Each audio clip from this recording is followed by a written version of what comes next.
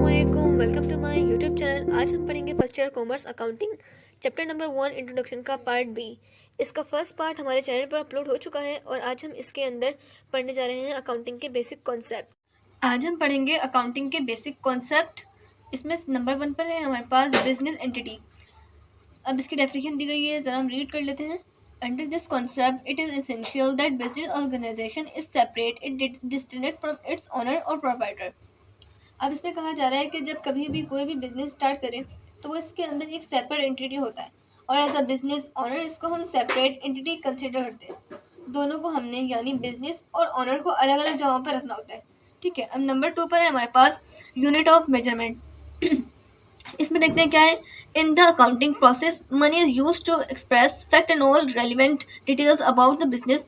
effect of inflation on the value of money is not taken into consideration. इसमें कह रहे हैं कि जब कभी भी किसी भी चीज़ को हम अकाउंटिंग में मेजर करेंगे तो इसका एक यूनिट दे दिया गया होगा और वो unit money. In the accounting process money is used to express fact and all relevant details about the business. कह रहे हैं कि मनी के जरिए हम तमाम फैक्ट को भी जाहिर करेंगे और तमाम डिटेल्स भी हम मनी के ही जरिए देंगे।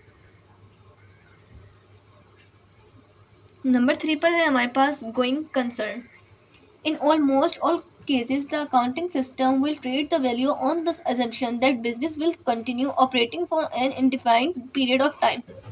इसमें कह रहे हैं कि जब भी हम बिजनेस अकाउंटिंग के साइकिल को लिखना होता है तो ये हम कंसिडर करेंगे कि हमारा अकाउंटिंग का पूरा साइकिल जो चल रहा है, जो प्रोसीजर चल रहा है, वो हमारा बिजनेस हमारा गोइंग कंसर्न है। नंबर 4 पर है हमारे पास objective evidence. All accounting transactions must be properly supported by objective evidence. Example: purchases invoice, bank statement, and various kind of voucher. However, in certain cases, we may have to depend upon judgment and estimate. For example, provision for bad debt, depreciation on fixed asset. इसमें कहा जा रहा है जितनी भी transaction आपको वहाँ पर करेंगे, यानी हम अकाउंटिंग में जितनी भी ट्रांजेक्शन करेंगे, इन सब की आपको कोई ना कोई एविडेंस अपने पास संभाल कर रखना होती है। जिसे कह रहे हैं all accounting transaction must be properly supported by objective evidence. आपने कोई चीज़ भी परचेज की, आपके पास इसकी रिसिप्ट होनी चाहिए। और दूसरा आता है bank statement, various kind of voucher. ये सब चीज़ें हमारे पास एविडेंस काम करती हैं, इसका हमारे पास होना बहुत ज़रूरी होता है। जब भी हम किसी भी चीज़ से ऊपर क्लेम कर सकते हैं, जब भी हम किसी चीज़ के ऊपर क्लेम कर सकते हैं। However in certain cases we may have to depend upon judgement and estimate. कुछ केसेस के अंदर हमने वहाँ पे डिपेंड करना पड़ता है, अपनी कुछ जजमेंट करनी पड़ती है, यानी कि हम कुछ अंदाजे लगाते हैं, एस्टिमेट करते हैं। For example, provision for bed डेब्ट, डेप्रिसिएशन ऑन फिक्स एसेट।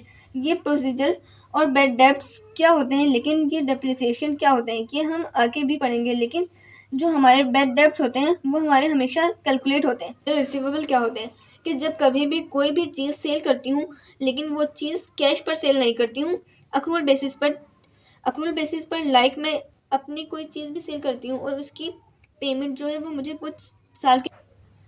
अब हम देखेंगे कि अकाउंट रिसीवेबल क्या होता है। अकाउंट रिसीवेबल वो होता है जैसे मैं कोई चीज़ सेल करती हूँ मगर वो मैं अक्रूवल बेसिस पर सेल कर रही हूँ। अक्रूवल बेसिस यानी मैंने कोई चीज़ बेची लेकिन मुझे उसकी पेमेंट कुछ टाइम बाद मिलेगी। वो जो पेमेंट मुझे कुछ टाइम बाद मिलेगी, मुझे मेरे पास उसका नोटिस होता है, यानी उसे वादा भी कह सकते हैं हम। उसे हम क्रिएट कर दिया जाता है, इसे हम अकाउंट रिसीवेबल कहते हैं। अब अकाउंट रिसीवेबल जो है वो किसी ने के हमारे पास 2 महीने के बाद 5,000 रुपये की चीज़ जो मैंने उसको बेची है वो मुझे 2 महीने के बाद देगा 5,000 रुपये। लेकिन मैं समझती हूँ कि वो मुझे 2 महीने के बाद पूरे 5,000 रुपये नहीं दे पाएगा, मुझे 4,000 दे देगा, या मुझे नहीं लग रहा कि मुझे पूरे पैसे वो देगा। तो अब जो रकम नहीं मिलेगी ना हमें, उसे कहते हैं बैड डेब्ट्स। अब दूसरी चीज़ है हमारे पास डेप्रिसिएशन। हमेशा फिक्स एसेट पर ही चार्ज करते हैं। डेप्रिसिएशन वो अमाउंट होती है जो किसी भी फिक्स एसेट की एक यूज़फुल लाइफ को कम करती है। लाइक मैंने एक चेयर खरीदी जिसकी कीमत 5,000 है और 5 साल की गारंटी, तो हमने हर महीने 1,000 रुपये डेप्रिसिएशन करते रहेंगे। और अगर वो 5 साल बाद भी इस्तेमाल करने वाली हालत में है और मैं इसे अब सेल करना चाहूँ तो इसे मैंने अब स्क्रैप वैल्यू में सेल किया। डेप्रिसिएशन हमेशा हमारे पास फिक्स एसेट में से निकलते हैं और इसकी वैल्यू को हम कैलकुलेट करते चले जाते हैं। नंबर 5 पर है हमारे पास cost concept. Under this concept all asset acquired by the business are to be recorded at cost. The market value at any moment of time is to be ignored. इसमें कह रहे हैं कि इसके अंदर हम तमाम कॉस्ट को रखते हैं और हर किस्म की मार्केट वैल्यू को इग्नोर करते हुए चल रहे होते हैं, लेकिन हमने कॉस्ट को कंसीडर करना होता है कि हमने इस पर कितनी लागत लगाई होती है। नंबर 6 पर है हमारे पास dual aspect. This represents the concept of double entry bookkeeping. Every transaction entered into by a firm has two aspects, example debit and credit. According to dual aspect concept, at any time the total asset of a business are equal to its total liabilities. यानी accounting में हम जितनी भी transaction देखेंगे इसके अंदर इसके हमेशा ड्यूल एस्पेक्ट होंगे, कोई भी सिंगल एस्पेक्ट नहीं होगा। एक चीज़ कम हो रही होगी तो जाहिर सी बात है दूसरी चीज़ बढ़ रही होगी, ये चीज़ हमारी ड्यूल एस्पेक्ट कहलाती है। और इसको हम डेबिट एंड क्रेडिट से जाहिर करते हैं। डेबिट एंड क्रेडिट क्या होते हैं ये हम आगे पढ़ेंगे। फिर आगे दिया गई है कि एसेट बराबर है कैपिटल प्लस लायबिलिटीज़। ये अकाउंटिंग की एक बेसिक इक्वेशन है। इस इक्वेशन पर हमारी पूरी फाइनेंशियल स्टेटमेंट पर बेस करती है। यहाँ लिखा गया है एसेट इज इक्वल है कैपिटल प्लस लायबिलिटीज़। एसेट वो तमाम तर चीज़ें जो हमारे बिजनेस को चलाने में हमारी मदद करती हैं, वो बराबर होती हैं कैपिटल के। कैपिटल हमारा सरमाया होता है।